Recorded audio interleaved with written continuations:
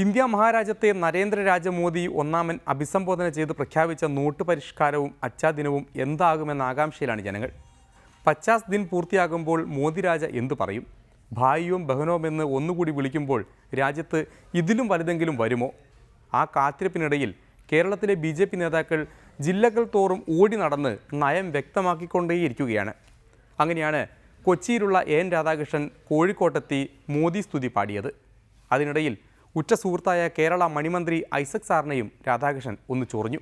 അപ്പോൾ പിന്നെ അവർ തുടങ്ങട്ടെ. ആരെ സംരക്ഷിക്കുന്നതിന് വേണ്ടിയാണ്? മൊത്ത വ്യാപാരികളിൽ നിന്ന് നിങ്ങൾ പണം കൈപ്പറ്റിയിട്ടില്ലേ?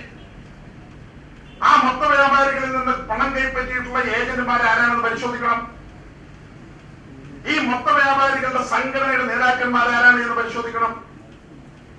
ഇപ്പൊ അത് പോരാതിരുന്നിട്ട് ഇപ്പൊ FC ഗോഡൌണുകളിൽ ഇതേ തൊഴിലാളികളെ കൊണ്ട് സമരം നടത്തിക്കുന്നു.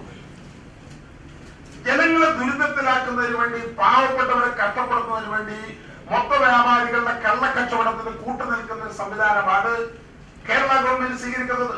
സ്ഥാനത്തും അസ്ഥാനത്തും നരേന്ദ്രമോദിക്കെതിരായി പ്രഖ്യാപനം നടത്തുന്ന തോമസ് ഐസക്കിന് ഇതിനെക്കുറിച്ചുള്ള നിലപാടെന്താ?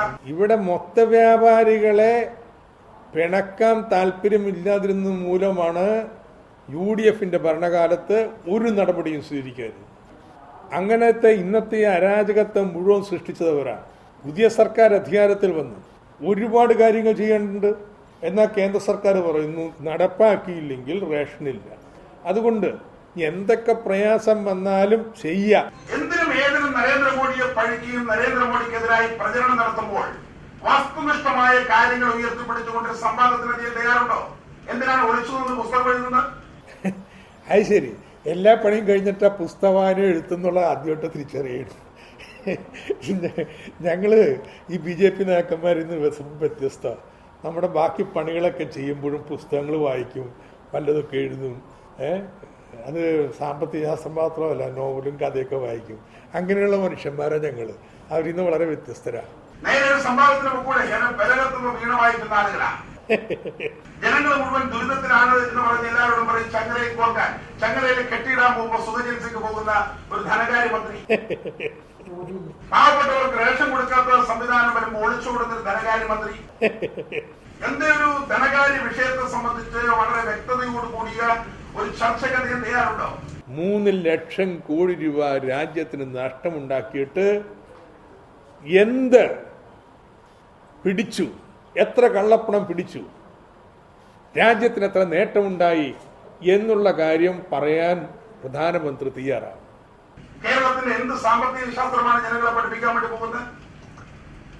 വെറുതെ അരക്ഷിതാവസ്ഥ സൃഷ്ടിക്കുന്നതിന് വേണ്ടി ജനങ്ങൾ വെറുതെ സാധാരണഗതിയിൽ ഉത്തരവാദിത്വ ബോധമുള്ള ഒരു പ്രധാനപ്പെട്ട പദവി അലങ്കരിക്കുന്ന ആളുകളെ സംബന്ധിച്ചിടത്തോളം ഈ കവലപ്രസംഗം നടത്തി ജനങ്ങളെ ഇതിനെ തെറ്റിദ്ധരിപ്പിക്കുന്നത് വളരെ ഗൗരവമായ സംവാദത്തിന് ഞങ്ങൾ തയ്യാറാണ്. ഇന്നിപ്പോ നോൺ ലീഗൽ ടെൻഡർ ആക്കിക്കൊണ്ട് മാത്രം നോട്ട് ഇറക്കി കഴിഞ്ഞാൽ, ഒരു ഓർഡിനൻസ് ഇറക്കി കഴിഞ്ഞാൽ അതിനെ വിശദീകരിക്കാൻ ഒരുപാട് പ്രയാസപ്പെടേണ്ടി വരും. അതുകൊണ്ട് മുൻകൂർ ഒരു മുട എറിഞ്ഞിരിക്കുക. പിഴ അടിച്ച് നൽകാൻ വേണ്ടിയിട്ടാണ് ഇപ്പം ഞങ്ങൾ നോട്ട് റദ്ദാക്കൽ ഓർഡിനൻസ് വരുന്നത്. നിയമവിരുദ്ധമായിട്ടുള്ള രീതിയിലാണ് ജനങ്ങളുടെ മേലെ ഇത് അടിച്ചേൽപ്പിച്ചത്. എത്ര വീണ്ടും വിചാരമില്ലാതെയാണ് ഓരോ കാര്യങ്ങളും കേന്ദ്ര സർക്കാർ ഇക്കാര്യത്തെക്കുറിച്ച് ചെയ്തുകൊണ്ടിരിക്കുന്നത്. നാട്ടിലെ 99% വരുന്ന കള്ളപ്പണമില്ലാത്ത സാധാരണക്കാരുടെ ജനജീവിതത്തെ ഇതെങ്ങനെ ബാധിക്കും എന്നുള്ളതിന് ഒരു വിധത്തിലെ വിലയും കൽപ്പിക്കാതെയുള്ള നീക്കമാണ് നടത്തിയിട്ടുള്ളത്. എന്തോ ഈ ചർച്ചയും മോദി സ്തുതിയും കേട്ടിട്ട് പലർക്കും നാവ് ചൊറിയുന്നുണ്ട്. വേണ്ട വേണ്ട എന്ന് കരുതി ഒതുങ്ങിയിരുന്നാലും പറയിപ്പിക്കുമെന്ന അവസ്ഥ. അങ്ങനെയാണ് മലയാള സാഹിത്യത്തിൻ്റെ തലതൊട്ടപ്പനായ MD വാസുദേവൻ നായരും മോദി പരിഷ്കാരത്തെ ചോദ്യം ചെയ്ത് രംഗത്തെത്തിയത്. തുഗ്ലക് പരിഷ്കാരത്തിൻ്റെ ആധുനിക പതിപ്പാണ് മോദി പരിഷ്കാരമെന്ന് MD പറഞ്ഞു വെച്ചു.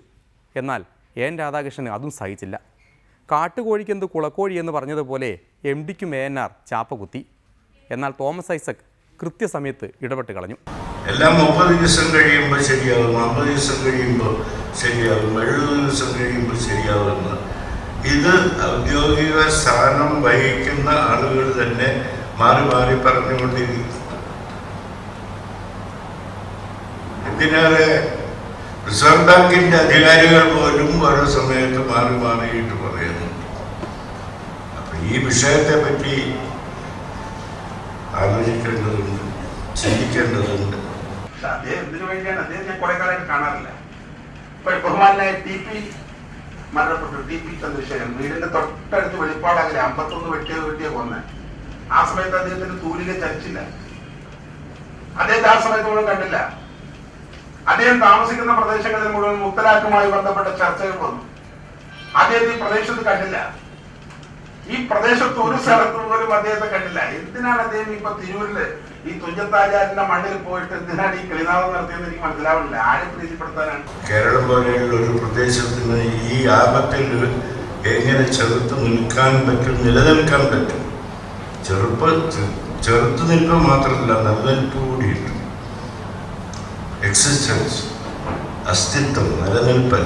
അദ്ദേഹം ആർക്ക് വേണ്ടിയാണ് ഈ ഓടിപ്പടഞ്ഞ് അവിടെ പോയി ഈ പുസ്തകത്തിന്റെ പരാമർശവുമായി ബന്ധപ്പെട്ട് ഇനി ഇപ്പൊ കുറെ ദിവസമായിട്ട് AKG സെന്ററിന്റെ മുമ്പിൽ മുഴുവൻ ഈ സാഹിത്യ സംസ്കാര നായകന്മാർ ക്യൂവാണ്. കാരണം ബോർഡ് ചെയർമാൻമാരുടെ പോസ്റ്റുകളും വേറെ വലിയ സംവിധാനങ്ങളും കിട്ടുകയാണ്. ആ പട്ടികയിൽ ഞങ്ങൾ MPയെ പോലുള്ള ആളെ പെടുത്തിയിട്ടില്ല. ആ പട്ടികയിൽ കേരളത്തിന്റെ പൊതുസമൂഹം MPയെ പ്രതീക്ഷിക്കുന്നില്ല. അതുകൊണ്ട് അദ്ദേഹത്തെ സംബന്ധിച്ചിടത്തോളം അദ്ദേഹത്തെ പോലത്തെ ഒരാളിൽ നിന്ന് സാമാന്യഗതിയിൽ ജനങ്ങൾ ഇത് പ്രതീക്ഷിക്കുന്നില്ല. ഏത് സാഹചര്യത്തിലാണ് അദ്ദേഹം പറഞ്ഞത്, ആർക്കു വേണ്ടിയാണ് അദ്ദേഹം പറഞ്ഞതെന്ന് എനിക്ക് മനസ്സിലാവുന്നില്ല. ഓരോ കാലഘട്ടത്തിലും ഇങ്ങനെ ചിലർ ചെയ്തത് അവർക്ക് എന്തെങ്കിലുമൊക്കെ പ്രത്യേക ലക്ഷ്യങ്ങളുണ്ടായി. ഇപ്പോൾ വന്ന് കേരളത്തിൽ ആരൊക്കെ സംസാരിക്കണമെന്ന് BJP നേതാക്കന്മാർ തീരുമാനിക്കും എന്നുള്ള നില വന്നു കഴിഞ്ഞാൽ എവിടെ തിരിക്കുന്നു അവരുടെ ഹുങ്ക്? ഒരു വ്യത്യസ്ത അഭിപ്രായം വന്നു കഴിഞ്ഞാൽ അതിനോട് പ്രതികരിക്കുന്ന രീതി നോക്കിക്കേ. അതും MDയെ പോലുള്ള സർവസമ്മതനായിട്ടുള്ള ഒരു വ്യക്തിത്വം. അദ്ദേഹത്തിന് നേരെ ഇങ്ങനെ എന്താണ് അവകാശം പറയാൻ എന്ന് ചോദിച്ച് ഇറങ്ങണമെങ്കിൽ ഇവരുടെയൊക്കെ തലയിൽ കൂടി ഓടുന്നത് എന്തായിരിക്കും എന്ന് ആലോചിക്കും. രാജ്യത്തിനോട് മാറ്റമുണ്ട്. അദ്ദേഹം മനസ്സിലാക്കേണ്ടത് കേരളത്തിൽ 87 ലക്ഷം ആളുകൾ സോഷ്യൽ മീഡിയ അനുസരിച്ച് ഫേസ്ബുക്ക് ഉപയോഗിക്കുന്നത് 87 ലക്ഷമാണ്.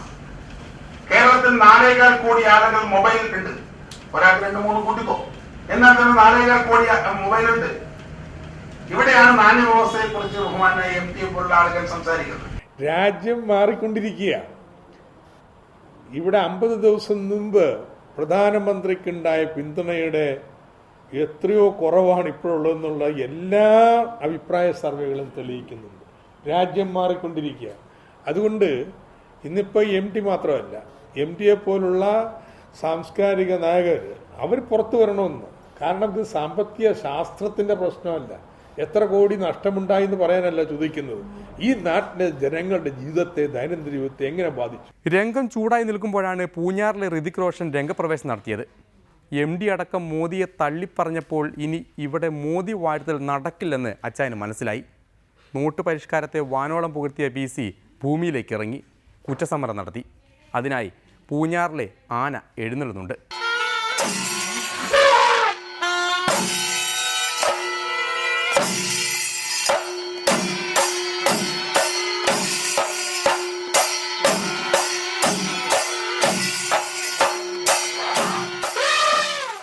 നോട്ട് നിരോധിക്കലുമായിട്ടുണ്ടായിട്ടുള്ള സാമ്പത്തിക പ്രതിസന്ധി, കള്ളനോട്ട് അവസാനിപ്പിക്കാൻ പ്രധാനമന്ത്രി എടുത്ത തീരുമാനം ശരി എന്ന് പത്രക്കാരോട് പറഞ്ഞ് ഏക കേരളത്തിലെ രാഷ്ട്രീയക്കാരൻ ഞാനാണ്, BJP ഒഴിച്ച്.